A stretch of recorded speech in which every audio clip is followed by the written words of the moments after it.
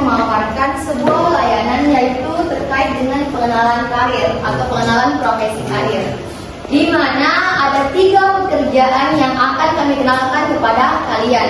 Yang pertama yaitu pekerjaan petugas pengambil contoh atau PPC. Kedua adalah quality control atau QC. Yang ketiga adalah chef. Nah, di sini mungkin kalian sudah tahu semua nih, karena ini adalah pekerjaan prospek nanti kalian kalau lulus SMK, kan? Ya. Tapi di sini kami akan jelaskan dulu secara rinci apa saja terkait dengan pekerjaan tersebut. Nanti semisal kalian itu lebih paham atau lebih mengerti terkait dengan pekerjaan tersebut, tolong mohon dikoreksi ya. Nah, di sini kita sudah sementara belajar juga untuk memperkenalkan kepada kalian tentang layanan karir ini. Jadi pekerjaan yang pertama yang akan kami paparkan kepada kalian, kami kenalkan kepada kalian yaitu petugas pengambil contoh yang akan dipaparkan oleh Kak Kasia dengan Kak Melsi. Nah, untuk keduanya waktu dan tempat saya persilahkan. Baik, sebelum kakak menjelaskan mengenai karir atau profesi yang mengenai petugas pengambil contoh, terlebih dahulu kakak akan memperkenalkan diri. Perkenalkan nama kakak yaitu Putri Salsabila, bisa dipanggil Kak Caca. Selanjutnya ada Kak. Baik, kalau saya masih sudah sekali Solo, bisa kalian panggil Kak Melsi. Waalaikumsalam, silakan duduk ya. Baik, selanjutnya kakak akan menjelaskan mengenai apa sih petugas pengambil contoh itu. Sebelumnya itu di sini adik-adik sudah ada yang mengetahui itu apa petugas pengambil contoh. Sudah. Baik, jadi kakak akan jelaskan kembali ya. Nah, petugas pengambil contoh itu adalah pengambilan contoh atau sampling adalah mengambil sejumlah atau sebagian bahan atau barang yang dilakukan dengan menggunakan suatu metode tertentu, sehingga bagian barang atau bahan yang diambil bersifat mewakili keseluruhan barang atau bahan. Petugas pengambil contoh ini yang biasa disingkat PPC adalah seseorang yang bertugas mengambil contoh bahan atau barang yang bertujuan untuk bersifat formal, diantaranya untuk kemudian standarisasi atau forensik. Nah, selanjutnya, nah tadi mengenai pengertian petugas pengambil contoh itu adik-adik sudah mengerti? Nah, selanjutnya kakak akan membahas mengenai apa sih tugas utama dari petugas pengambil contoh itu. Nah, yang tugas utamanya yaitu seorang petugas pengambil contoh adalah melakukan pengambilan contoh uji sesuai dengan metode standar yang sudah ditetapkan perencanaan sampling yang harus dilakukan dengan baik meliputi alat sampling, bahan, peralatan safety dan peralatan pendukung lainnya. Nah, selanjutnya Oke. Nah, adapun persyaratan jika adik-adik ini ingin mengambil profesi petugas pengambil contoh itu. Nah, adapun persyaratannya yaitu pastinya pendidikan minimal D3 kimia atau yang D2. Kemudian pendidikan minimal D3 yaitu jurusan kimia, biologi dan industrial teknik kimia. Selanjutnya yaitu usia maksimal 25 tahun. Selanjutnya, nah dan pastinya adik-adik ini sehat jasmani dan rohani.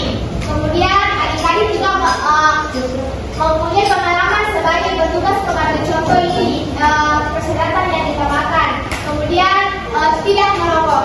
Jadi cowok-cowok kalau misalnya ini mengambil atau ingin mengambil profesi pekerjaan ini, diusahakan merokoknya dikurangi sekarang ya. Nah, tidak ada yang merokok berat di sini. Itu ya, kalau merokok berat itu dari sekolah itu rugi. Tidak ada barunya dari pekerjaan. Nah, selanjutnya, nah, itulah tadi materi yang sempat kakak sampaikan kepada adik-adik mengenai apa sih PPC itu, petugas pengambil contoh, tugasnya dan persyaratannya. Selanjutnya akan dilanjut oleh kakak Melsi Sisilia SMK Solo. Selanjutnya dipersilakan. Baik, terima kasih. Materi dari kakak selanjutnya itu bagian kondisi lingkungan pekerjaan PPC. Jadi petugas mengambil contoh di lab itu di lingkungan PT 10 memiliki 3 jenis aktivitas pekerjaan yaitu pengambil contoh uji udara emisi, pengambilan contoh uji udara, dan pengambilan contoh uji air. Nah, dari ketiga aktivitas pekerjaan ini dapat diidentifikasikan secara lingkungan kerja terdiri dari 4 faktor: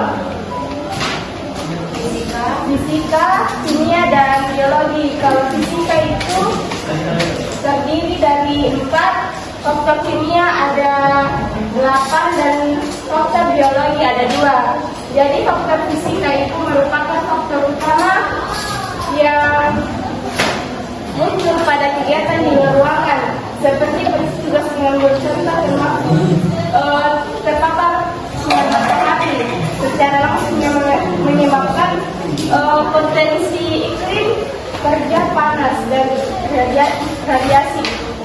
Jadi pengambilan contoh ini baik sebagai media pengambilan contoh uji bahan, penyerap atau absorbent maupun bahan untuk melakukan pengawetan serta uji.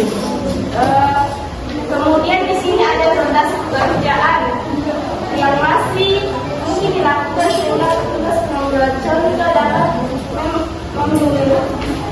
meminimalisir panjang yang diterimanya sesuai. Selain itu penggunaan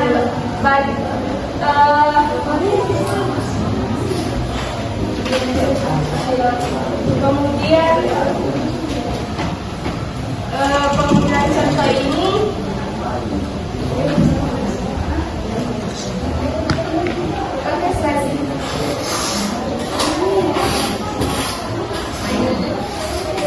faktor keuntungannya itu dan kerugiannya.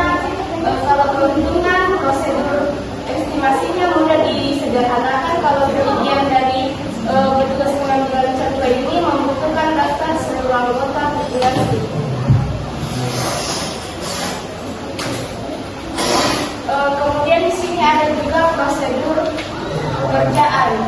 Yang pertama itu menjalin teamwork dan koordinasi yang baik antara anggota dan tim, atau maupun dengan superior lapangan sehingga terbentuk tim PPC yang solid dan kompeten.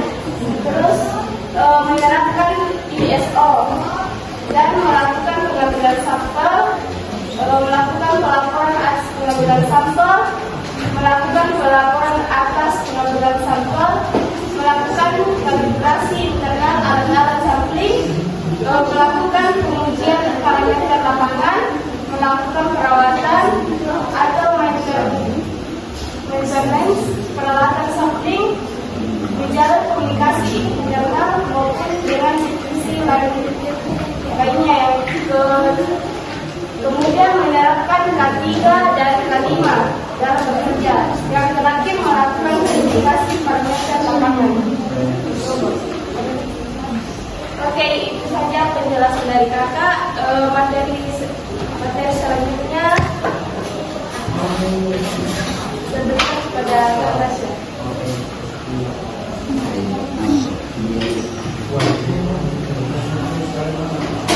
Hai semuanya. Hai. Halo. Hai.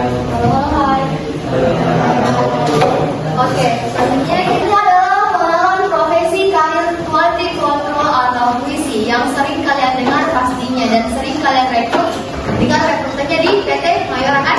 Iya. Oke. Kita akan bahas terkait profesi ini, tapi mungkin kalian lebih tahu dan lebih paham. Jadi kalau salah, tadi kekurangannya tolong dikoreksi ya. Oke, terima kasih. Silakan. Next slide. Jadi apa sih itu profesi quality control? Ada yang sudah tahu apa itu profesi quality control? Sudah ya? Sudah. Oke, sederhananya itu quality. Quality apa itu quality? Kualitas. Kemudian apa itu control? Mengatur. Kontrol adalah mengatur. Jadi sederhananya quality control adalah profesi yaitu mengatur kualitas suatu produk. Jadi pekerjaan quality control adalah salah satu bagian dari manajemen produksi yang memiliki peran dan juga aturan hukum tertentu dalam pengontrolan pada proses pengemasan hingga mengeluarkan produk-produk tersebut untuk dapat dipasarkan dan menjamin kualitas produk tersebut. Jadi tugasnya quality control apa? Mengatur kualitas suatu produk. Itu ya. Oke, next slide. Jadi sebutan quality control. Maaf dulu ya. Beda di dalam.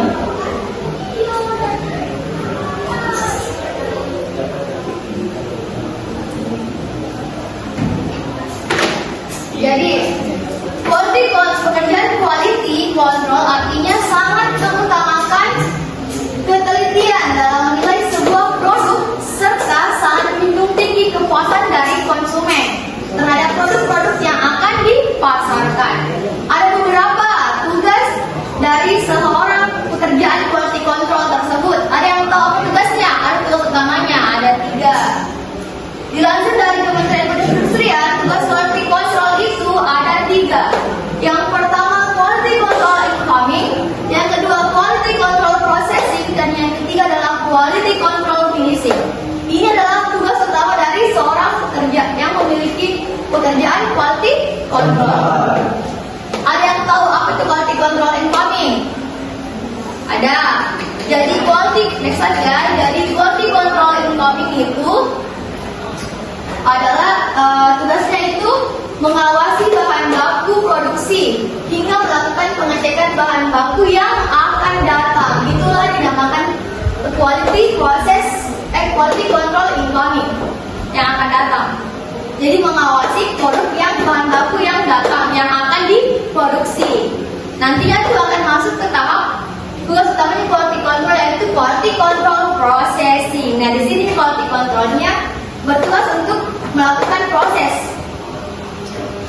pengecekan saat pelaksanaan produk hingga sesuai dengan standarisasi yang telah ditetapkan oleh perusahaan produksi tersebut. Jadi dia itu mengawasi bahan baku yang sedang diproses. Tadi kan mengawasi bahan baku yang datang. Sekarang ini dia mengawasi bahan baku yang diproses sehingga sesuai dengan kualitas atau ketetapan dari industri tersebut. Oke, sampai sini paham ya? Nah, yang terakhir adalah quality control finishing. Kan ada incoming, ada prosesnya, ada juga pasti akhirannya atau finishing. Jadi tugas utama seorang quality control yang terakhir adalah melakukan quality control finishing. Pada tahap ini, quality control melakukan pengecekan produk yang sudah jadi dan yang akan distribusikan ke reseller atau pedagang-pedagang. Tuh, ini tugasnya quality control yang finishing. Dia tuh produknya sudah jadi, dia kontrol. Jadi prosesnya apakah sudah layak diproduksi, layak dipasarkan atau belum layak dipasarkan. Seperti itu ya. Oke, lanjut. Tanggung jawab seorang quality control ada 4 ya. Yang pertama itu menentukan standar produksi. Ini yang paling penting ya, tanggung jawabnya. Yang kedua melakukan monitoring kualitas produk. Yang ketiga menyelaraskan visi dan misi perusahaan, dan yang terakhir adalah memperbaiki produk bisnis perusahaan. Jadi tidak sembarangan tidak memiliki seorang quality control sangat berat juga.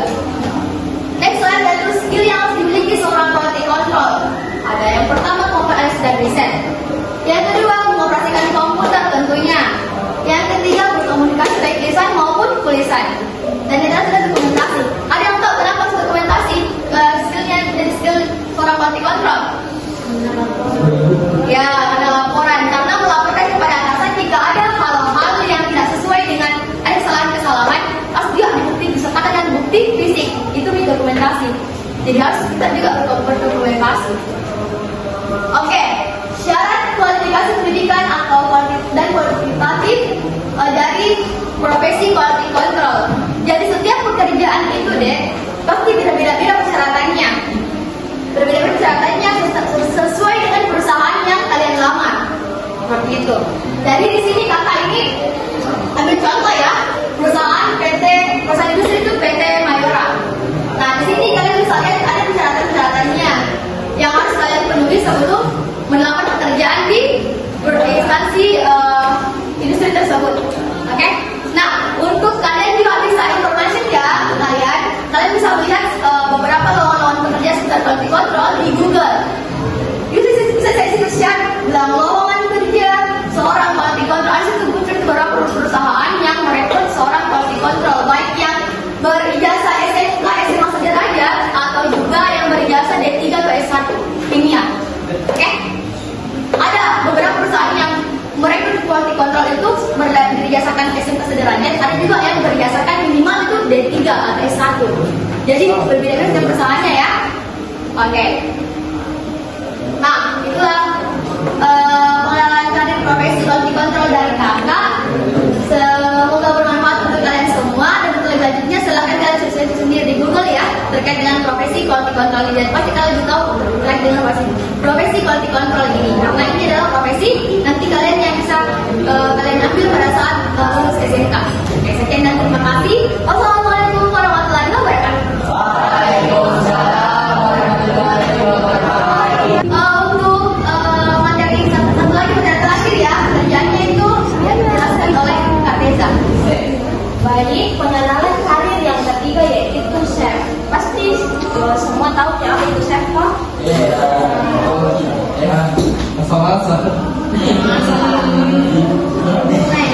Chef adalah seseorang yang berperan sebagai kepala juru masak di restoran atau hotel. Nah, chef memimpin dapur yang meliputi hal-hal kompleks, mulai dari menyusun menu, memilih bahan masakan yang berkualitas, hingga teknik penyajian agar tetap cantik di hadapan konsumen. Nah, adapun tugas pokok chef yang pertama itu mengelola dapur yang menjadi tanggung jawabnya. Yang kedua, menyusun menu. Yang ketiga, membuat standar listrik beserta tulis posnya. Yang keempat, membuat purchase order atau bahan-bahan. Yang kelima, membuat perkiraan yang akan dicapai. Yang kelima, memimpin staf atau bawaannya. Dan yang keenam, mengawasi jalannya operasional, terutama pada saat hotel atau restoran terbuka. Nah, adapun syarat kualifikasi pendidikan dan kualifikasi contoh bakery chef atau komis bakery PT Swiss Boga Mulia. Nah, yang pertama itu usia minimal 23 tahun. Yang kedua, pengalaman minimal 1 tahun di bidang yang sama atau bakery. Yang ketiga itu riwayat pendidikan minimal SMK sederajat atau perhotelan. Yang keempat itu memiliki kemampuan dalam memproduksi bakery. Yang kelima, mampu bekerja dalam tim dan bekerja di bawah tekanan. Yang keenam, mengetahui sistem produksi tentang perusahaan. Nah, adapun syarat fisik dan psikis yang pertama yaitu sehat jasmani dan rohani. Yang kedua, tidak berpenyakit. Nah, jabatan chef yang pertama itu keeper atau kitchen assistant, bertugas membantu menyiapkan bahan masakan. Yang kedua itu komis atau bertugas menyiapkan bahan-bahan masakan. Yang ketiga, demi chef atau chef de partie atau supervisor, bertugas mengawasi kinerja karyawan bagian dapur. Yang keempat, sauce chef yang bertanggung jawab pada resep-resep makanan. Yang kelima, eksekutif chef yang bertanggung jawab pada semua kegiatan di dapur. Nah, adapun proses pekerjaan atau kebutuhan tenaga kerja dan masa depan. Nah, chef memiliki prospek pekerjaan yang menjanjikan dalam beberapa tahun ke depan. Menurut Biro Statistik Tenaga Kerja Amerika Serikat, peluang kerja bagi chef dan kepala juru masak terkait diperkirakan akan meningkat sebesar 25% dari tahun 2020 hingga 2030. Nah, calon chef mungkin mengharapkan banyak peluang di masa depan. Jadi tidak usah mikir ragu untuk masuk di chef karena sudah dijanjikan untuk diterima banyak peluang kerja 2030 nanti ya. Nah, baik, mungkin itu saja pengenalan karir terkait dengan STEM. Terima kasih. Oke, sampai sini sudah paham ya, ada 3 profesi karir yang kami kenalkan. Ada yang pertama, apa tadi yang pertama?